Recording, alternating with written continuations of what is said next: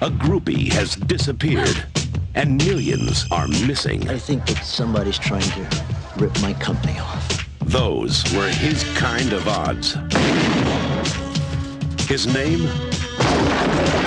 Ford Fairlane. Hey, it's Ford Fairlane! Your money! Hey, what are your names? Neil and Bob? Is that like what you do, huh? A detective who's so smooth. What is it they call you? Precocious. Combustionable. He's aerodynamic. Fame.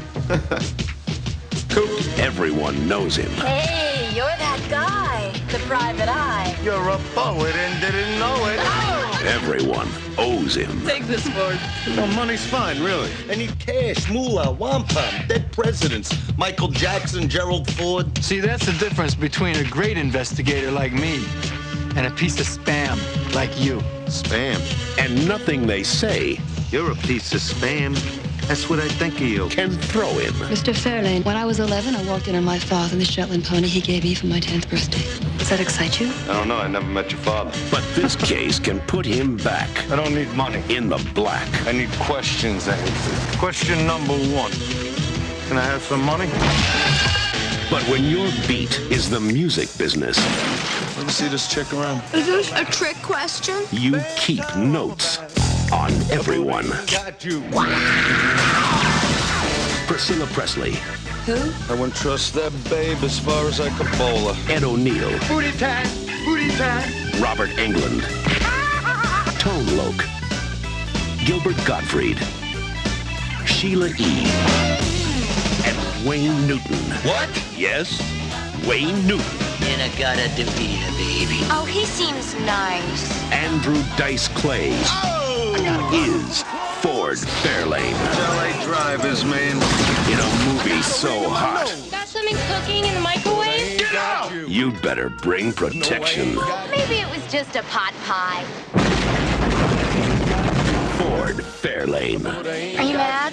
I'm ecstatic! coming in July to theaters everywhere. Take it from someone that was there. 1990 belonged to Andrew Dice Clay. That year, he became the first comedian to sell out Madison Square Garden 2 nights in a row. His album sold hundreds of thousands of copies, a fact that would not be possible in today's streaming world. His controversial episode of Saturday Night Live was the 4th highest rated show of the season and caused cast member Nora Dunn and music guest Sinead O'Connor to not appear on the show. You kind of have to be there.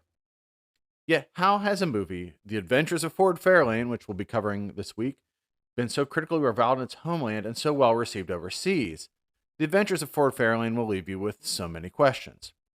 Ford Fairlane, Andrew Dice Clay, starts the film smoking on a beach. He smokes for most of the movie, just like Andrew Clay's Dice Man routine. Dice Man is a character that Andrew Clay came up with, who became him. Just most of the act is smoking and swearing. But anyways, we flash back to how Ford Fairlane got to where he is. Call me Ford Fairlane, rock and roll detective. I have the power to get into the hottest clubs, the hottest dressing rooms, and the hottest chicks. I admit it all sounds pretty nifty in theory. Then why am I here? Why do I wish the music industry and the rest of the globe would just suck my dick, Tracy? I'll tell you why. As Bobby Black collapses on stage and dies. Bobby Black is played by Vince Neil, who deserves a similar fate after murderously screwing up Hanoi Rocks by killing Razzle. Anyway, Ford is hired by shock jock Johnny Crutch, Gilbert Godfrey, to find out what happened and what groupie Zuzu Pedals, who is Maddie Corman, who went from movies like this and Beer League to playing Lady Aberlin in A Beautiful Day in the Neighborhood, had to do with it. Crunch is electrocuted on the air, and now a detective must deal with all manner of rogues. From former disco star cop Lieutenant Amos, Ed O'Neill, Smiley the Hitman, Freddy Krueger himself, Robert Englund, numerous ex-girlfriends who want him dead, and a record executive named Julian Grendel, played by Wayne Newton, who is bootlegging his own label's music when he isn't blowing up Fairlane's beloved car and home real good. There's also a koala bear, Lauren Holly is Ford's assistant Jazz, and an orphan named The Kid, played by Brandon Cole from Step by Step. Along the way, you get David Patrick Kelly, who is Luther from The Warriors, T-Bird from The Crow, and the fan from Penn and Teller Get Killed. Morris Day, William Shockley, who is the first person killed by RoboCop. Lala Zappa, who keeps showing up in movies I've been watching like this and Amityville: A New Generation. Kari War, who is, man, in Beastmaster 2, Thinner, Anaconda, and Berserker. Sheila E., showgirl Delia Shepard, also the April 1988 Penthouse Pet of the Month, and she's also in Gregory Dark's movie Night Rhythms. Priscilla Presley, Kurt Loder, and Tone Loc. The music for this film is maybe better than the movie. Obviously, Cradle of Love was a huge hit, and it had a very memorable music video directed by David Fincher. It was made after Billy Idol's accident, so Billy Idol only appears in a painting in it.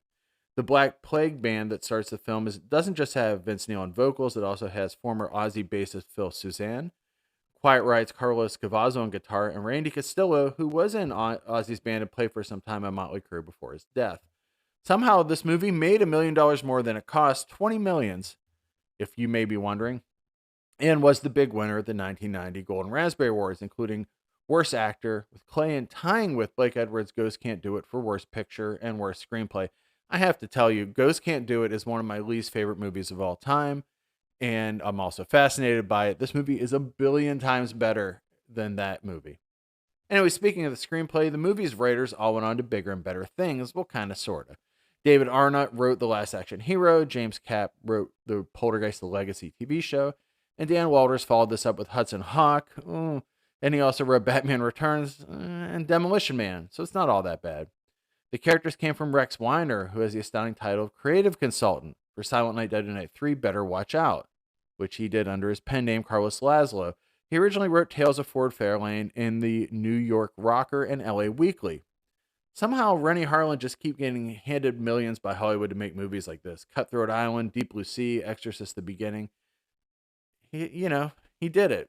But I love parts of this movie. There's an exchange where a girl asks Ford for his number. Hey, look, write down my number. 555-6321. Got it?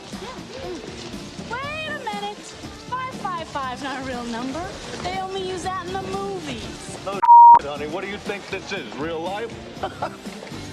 And then there's this sparkling exchange. Could you tell us how to get to Mann's Chinese Theater? Go back to Michigan, asswipe. Oh, we're from Wisconsin. Yeah, and I'm from my dad's penis. Get out of here.